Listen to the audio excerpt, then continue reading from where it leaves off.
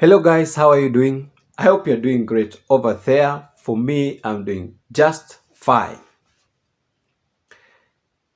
The results have already been released and many people have checked and some have been selected as the DV lottery winners while many others have not been selected. And for those who are not selected, I know it feels so frustrating, especially if you have done so several times and you are now still digesting. Have I not been selected really? Did I enter my confirmation number correctly?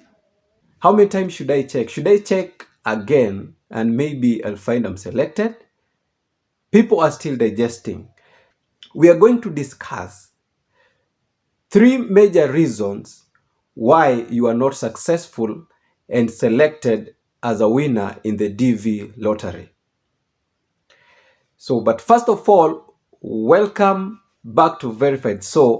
The place where you get verified information on immigration, green card, and opportunities abroad. If you're new, you are on the right channel. Please consider subscribing and turning the notification bell on. And if you're a returning one, I appreciate your support. Let us continue and grow together. Let's dive directly into the video today. What are the 3 main reasons that probably caused you not being selected as a DV lottery winner? Number one, and the very major one and the very big reason that could have caused you not being selected is that the ratio of the applicants to the winners is very big. What do I mean? There are many applicants, up to millions. Like for example, last year, the DV Lottery 2022, there were up to 13 million applicants, roughly, who did the application in the DV Lottery. And all of them were hoping for a chance to be selected. And the selection took in 113,000 winners, roughly.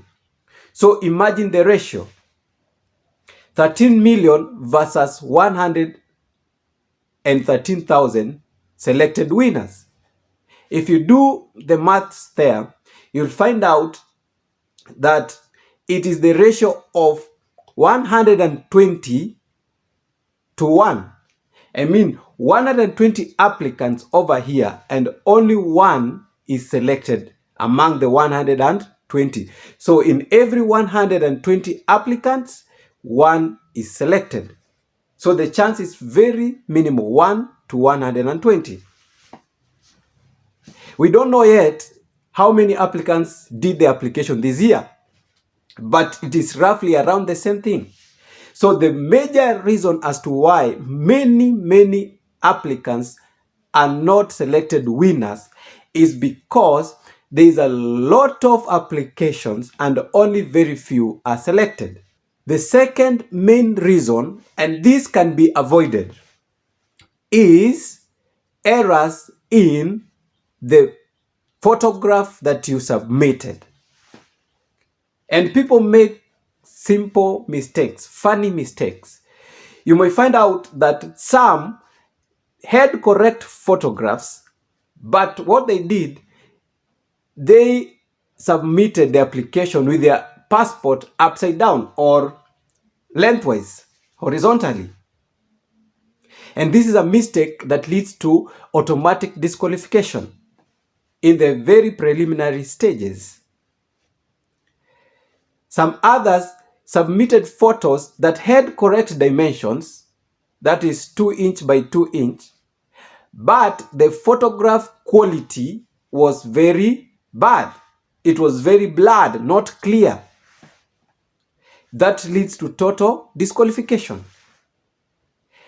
Others, they over-edited their photographs. They took photographs with their phones and the background needed editing. And as they were editing their photos, they graphically cut some parts of their hair, some parts of their ear.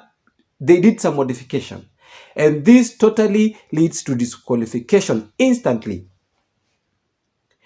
Others had no right dimensions of their photos. So there are many errors that you can do in your photos as you submit your application to the green card lottery.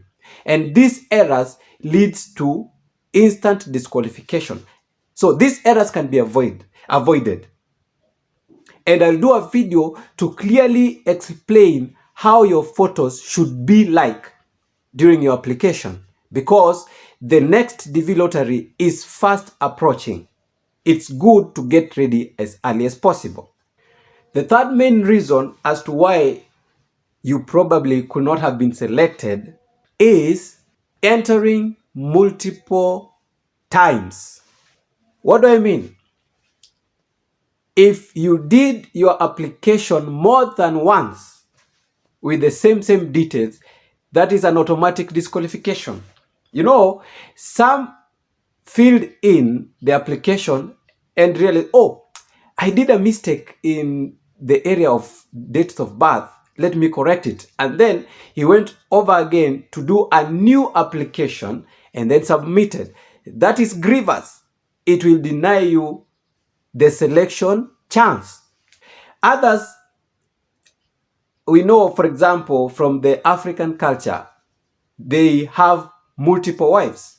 They are polygamous. And they decided, I'll do one application and put in my first wife, another application and put my second, and so on.